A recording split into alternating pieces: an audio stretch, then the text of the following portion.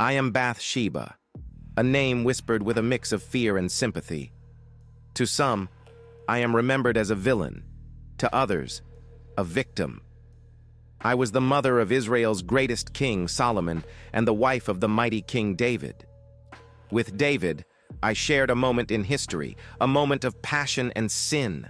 A sin so grave, so catastrophic, that the very soul of Israel trembled. Yet this act went unnoticed by the people, but not by God. His eyes saw everything, and he knew the depths of our brokenness. What followed was a series of events that tore my life apart, but also led me to understand grace in ways I never imagined. So, here I stand today, vulnerable before you, with my heart laid bare, to tell you how even in the darkest moments, God's grace is our light, and how he can turn the deepest pain into a purpose that transcends all the mistakes we make. No temptation has overtaken you except what is common to man. And God is faithful. He will not let you be tempted beyond what you can bear. These words echo in my heart. On the day I married Uriah, the man I loved with all my heart, I felt like I was walking on air. He was a brave soldier, steadfast and true, and as he took my hand that day, I knew I was the luckiest woman alive. We were surrounded by friends and family, and our hearts beat as one, full of love and hope for the future. But little did I know, the storm was already forming, unseen, just beyond the horizon. Uriah had gone to battle, and I, left in the solitude of my home, decided to take a bath, unaware that my life was about to be altered forever. As I let the warm water wash over me, I felt a strange sensation, like someone was watching. A shiver ran down my spine. I looked up, and there on the palace roof stood King David. His eyes burned into me with an intensity that left me paralyzed. It wasn't just a look. It was a gaze that seemed to pierce through me, stripping me bare. Shame washed over me like a tide, and confusion overwhelmed my senses. I wanted to hide, to escape, but it was too late. The king had seen me, and now a seed had been planted, one that would lead me down a dark and dangerous path. The days that followed were filled with unease. I tried to pretend that nothing had changed, but inside, I knew something had shifted irrevocably. King David's gaze lingered in my mind, like an obsession I could not shake. Then, one day, the summons came. A royal messenger stood at my door, and without knowing why, I feared the worst. I made my way to the palace, each step heavier than the last, feeling like I was walking into a place of no return. David's presence was overwhelming. His words, soft and persuasive, lured me in. The power of his position and the passion he exuded broke my resistance. The moment we were together was not love. It was a tempest, a fleeting madness that I could never take back. But when it ended, the guilt was unbearable. I had betrayed my husband, my vows, and my very self. The days after our encounter were filled with dread. Something was wrong, something that couldn't be hidden. The truth settled deep in my soul. My body was changing, and the life inside me was David's. How could I face Uriah? How could I look him in the eye when I knew the truth? The truth of my sin was gnawing at me, and every passing day brought more fear, more confusion. I prayed for guidance, for strength, for the courage to face what I knew was coming. But as my pregnancy progressed, so did my despair. I could not hide the truth forever. When I confessed to David, his face betrayed a flicker of fear, and then the plan was born. Uriah would be brought home. If he slept with me, we could pass the child off as his. When Uriah returned, his loyalty to his comrades made my heart sink. He refused to come to me, a noble man, unwilling to enjoy the comforts of home while his fellow soldiers suffered. How could I look him in the face? How could I bear the weight of his goodness when I had destroyed it all? David's desperation led to a cruel decision. Uriah was placed on the front lines, sent to his death. When the news arrived, I felt as if the earth itself had swallowed me whole. How could I live with the knowledge that my sin had led to his death? The man I had loved and betrayed was now gone, and I was left alone, haunted by guilt and grief.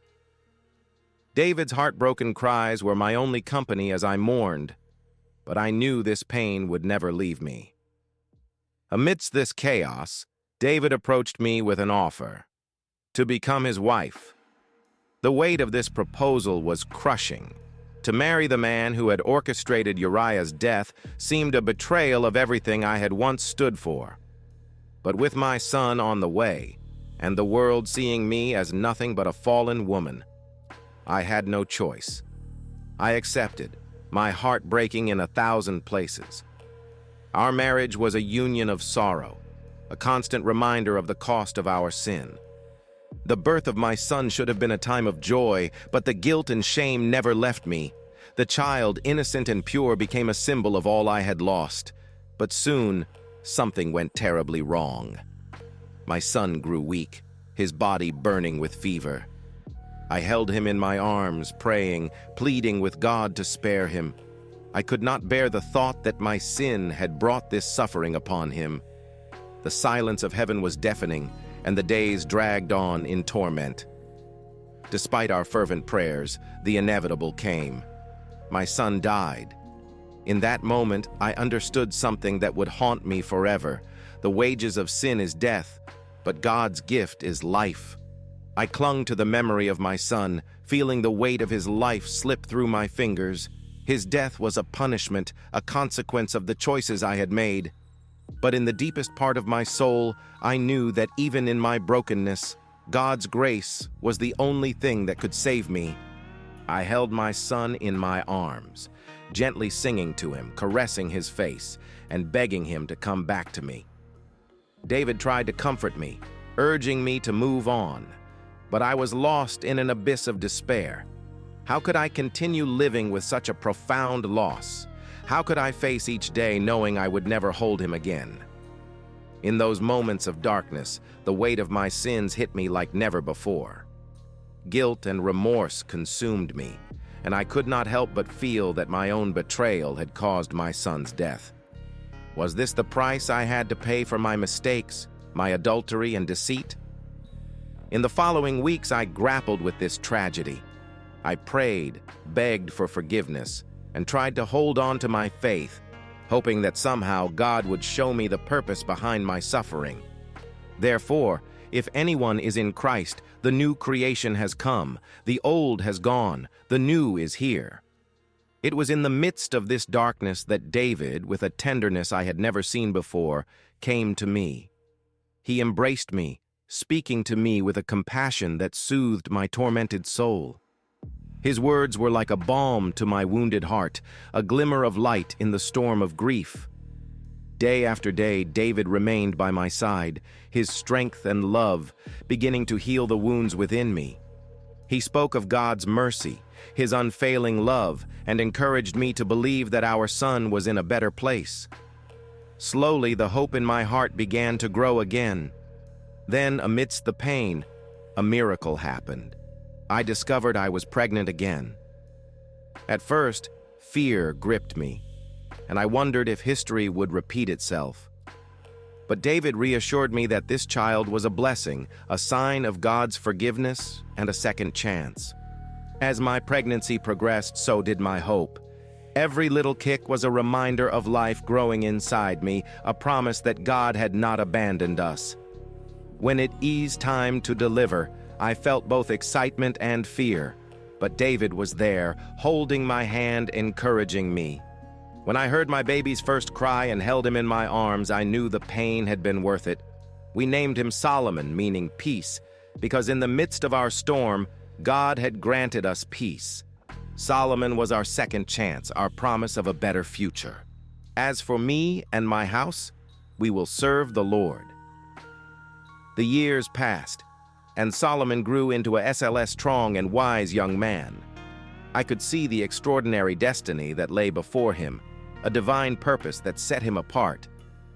But as David aged, uncertainty about the succession to the throne began to rise.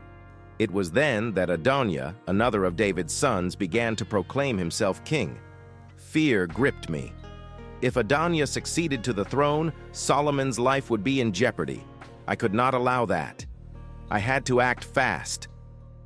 I approached David in his chamber, tears in my eyes, a desperate plea on my lips. "My lord, my king," I began, my voice trembling but resolute. "You swore to me that Solomon would reign after you. But now Adoniah has proclaimed himself king without your knowledge. I told him of the threat Adoniah posed, and how Solomon's life would be at risk. I pleaded with David to honor his promise. As I spoke, I felt God's presence beside me, giving me strength. This was not just about my son, it was about the destiny of Israel. Solomon was meant to be a great king, a wise leader.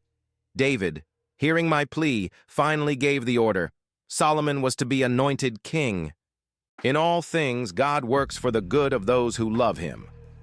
After my plea, David made a momentous decision. He called for Zadok the priest, Nathan the prophet, and Benaiah the son of Jehoiada. With firm conviction, David gave clear instructions for Solomon's anointing. I watched, my heart pounding, as preparations were made. Solomon, dressed in royal robes, radiated a mix of excitement and reverence. He knew this was the moment he had been born for. When Zadok anointed him with sacred oil, I felt a surge of emotion. My son, the Lord's anointed, was now the chosen king. The people cheered, "Long live King Solomon!" As the celebrations erupted, I held Solomon close, whispering words of encouragement. I reminded him that God would be with him every step of the way and that I would always be by his side. David, though weak, rose to bless Solomon. With love and pride in his eyes, he spoke the words that would guide Solomon for the rest of his reign. "Be strong and be a man. Keep the precepts of the Lord your God, walking in his ways." These words would shape Solomon's leadership, reminding him to always seek God's wisdom. "Ah, sovereign Lord, you have made the heavens and the earth by your great power. Nothing is too hard for you." As Solomon sat on the throne, I marveled at the wisdom and authority that radiated from him. Despite his youth, Solomon held an undeniable presence. When I approached him, he rose from his throne and bowed to me, showing deep respect. I took my place beside him, at his right hand. I knew this position wouldn't be easy. There would be those who would question my influence and authority. Yet I felt a surge of pride as I observed Solomon growing into the king I always knew he was meant to be. Days turned into weeks, and I stood by Solomon's side, advising him on matters of state, guiding him with love and devotion. Together, we faced the trials that came with leadership, always seeking God's will. Solomon's reign became marked by justice, wisdom, and compassion. His people loved him, and as his mother, I could not have been prouder. But even in the midst of triumph, I carried the weight of the past. I never forgot my sins, the decisions that caused so much pain. Yet, Solomon was proof of God's mercy and redemption. He was my living testimony that, no matter how dark the road may seem, God's grace can bring us to the place where we are meant to be.